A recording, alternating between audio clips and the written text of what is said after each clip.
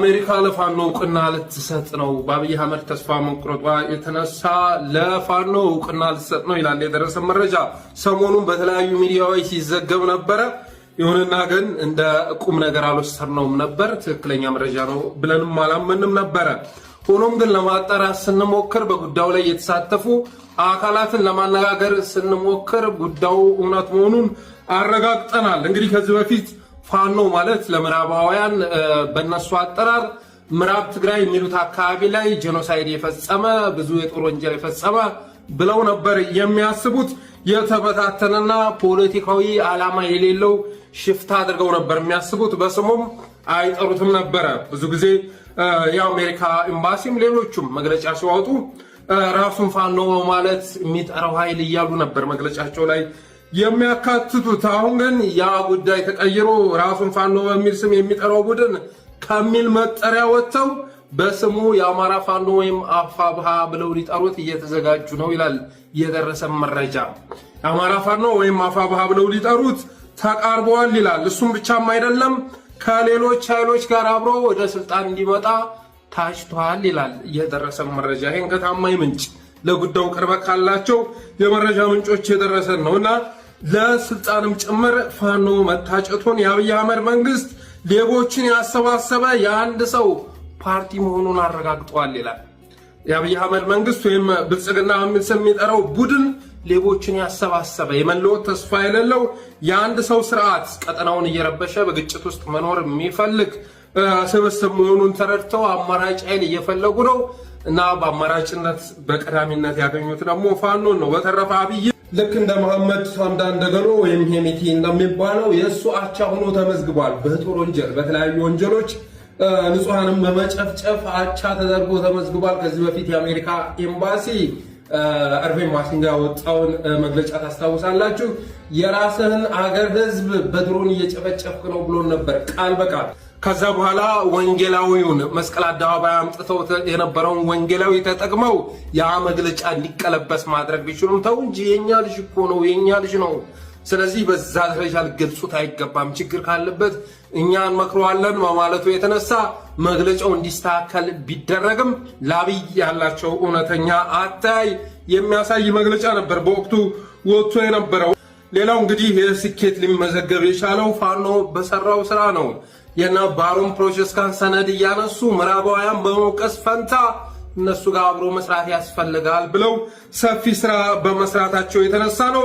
አሜሪካ ለምን አሁን ላይ ለፋኖ እውቅና መስጠት ፈለገች በሚለው ጉዳይ ላይ ጥያቄ ስጠይቅ ያገኘሁት መልስ የሚከተለው ነው።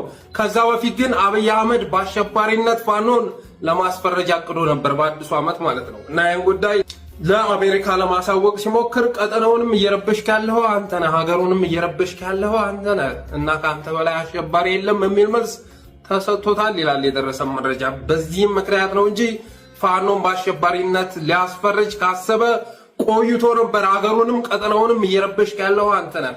በኢትዮጵያ የሚካሄዱ ግጭቶችን አማጽያን እንዲነሱ ያደረካቸው አንተ ነህ የሚል መልስ ተሰጥቶታል ይላል።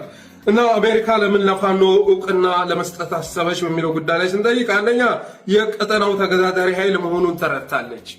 በቀጠናው ውስጥ ካሉ ግዙፍ ኃይሎች መካከል አንዱ ፋኖ መሆኑን ተረድታለች። ሁለተኛ ህዝባዊ ቅቡልነትና ድጋፍ ያለው አካል መሆኑን ተገንዝበዋል።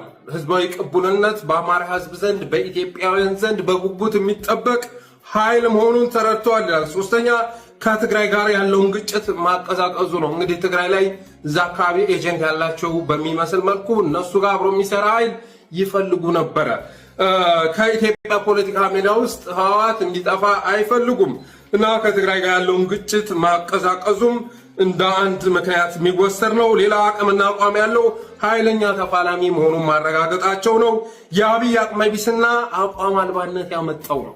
አሜሪካውያን ወደዚህ አቋም እንዲመጡ ያደረጋቸው የአብይ አቅመቢስነትና አቋም አልባነት ነው ይላል። አንድ ጊዜ ብሪክስ ጋር ሄዶ ይወተፋል፣ ሌላ ጊዜ አሜሪካ ጋር ሲሰራ ታውታላችሁ። የሆነ ሰዓት ላይ ራሽያ ሄዶ ሲያለቀልቅ ይታያል እና ሁሉም ቦታ ላይ ሲሽለጠለጣዩትና የሰውዬ አቅመቢስም ነው አቋምም የለውም የሚል አቋም ላይ ደርሰዋል። ሌላ ፋኖ በቀይ መስቀልና በአንዳንድ ድርጅቶች በኩል የሰራው ስራ ነው እንግዲህ አሜሪካ ወደዚህ አቋም እንድትመጣ ያደረጋት ባለፈው ምኒልክስ ቀይ መስቀልን ጠርቶ የሰራው ስራ የሚዘነጋ አይደለም።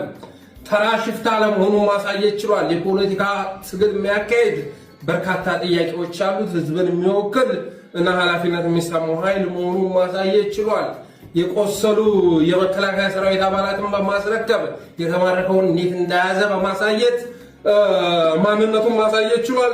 እንደውም መግለጫው እንዳይወጣ የሆነው ቀይ መስቀሎች ብዙ ርቀት እንዳይጓዙ ያደረጋቸው አብይ አህመድ $500,000 ከፍሏቸው ነው ይላል የደረሰ መረጃ።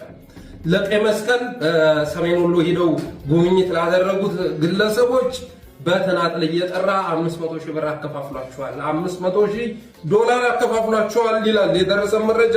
አብይ አህመድ የገንዘብን ጉልበት ይረዳል። እስካሁንም ድረስ ስልጣኑን ማቆየት የቻለው በገንዘብ ነው። በዓላማ ከሱ ጎን የተሰለፈ ሰው ልታገኙ አትችሉም። ከአብይ ጎን የተሰለፉ ሰዎች 90% ብር ነው፣ ዶላር ነው ከጎኑ ያሰለፋቸው። 10% ደግሞ ብሔር ነው። ይሄ እኔ መልከታ ነው፣ እኔ ቁጥር ነው፣ በሌላ ነገር የተረጋገጠ ሳይሆን በራሴ ሳስበው 90% ብር ነው፣ ጥቅም ነው ከአብይ ጎን እንዲሰለፉ ያደረጋቸው። 10% ደግሞ ይሄ ጨፍጫፊ አረመኔ ከኛ ብሔር የተወለደ ነው የሚል አስተሳሰብ ያላቸው ሰዎች ተጠቃሚ ባይሆኑም በዛ መልኩ ድጋፍ ይሰጡታል። ስለዚህ ቀይ መስቀሎችንም ጠርቶ ፈረንጆቹንም ጠርቶ ባለፈው ሰሜን ወሎ ተገኝተው የነበሩትን $500,000 ሲያከፋፍላቸው ሂደው ታዘበ የመጡትን ነገር መድረስ ካለበት ቦታ ሳያደርሱ ቀርተዋል። ያም ሆኖ ግን መረጃውን ሙሉ ለሙሉ ማፈን አልተቻለም። ሌላው ቀጠናውን የሚረብሽ የትርምስ ነጋዴ ነው ተብሎ በመታሰቡ የተነሳ ነው። አብይ አህመድ ምስራቅ አፍሪካ ላይ እነሱ ቀጠናውን እያወቀ ያለ አሁን ወደ ጅቡቲ ዙሯል። ደግሞ ቅርርቱ አይታችኋል። ወደ ጅቡቲ ዙሯል። ትናንትና የብልጽግና ካድሬዎች ከኤርትራ ተሸጋግረው ጅቡቲ ላይ ሲፎክሩ ሲያቅራሩ ነበር እና አማራው ላይ፣ ኦሮሞው ላይ፣ ትግሬው ላይ ከማቅራራት አልፎ አሁን የአብይ አህመድ የፕሮፓጋንዳ ዘመቻም ጎረቤት ሀገራትና ቀጠናው ላይ መንጠልጠል ጀምሯል። ብሔር ብሔረሰቦችን ከማስፈራራት አልፎ አገራትን ማስፈራራት ጀምሯል። አሁን ላይ ፉከራውም ደንፋታውም ጅቡቲ ላይ ሆኗል። ስለዚህ ቀጠናውን የሚረብሽ የትርምስ ነጋዴ ስለሆነ ሊወገድ ይገባል የሚል አቋም ላይ ደርሰዋል። በቅርቡም በስቴት ዲፓርትመንት በኩል የሚወጣ መግለጫ መኖሩን የደረሰ መረጃ ያመለክታል።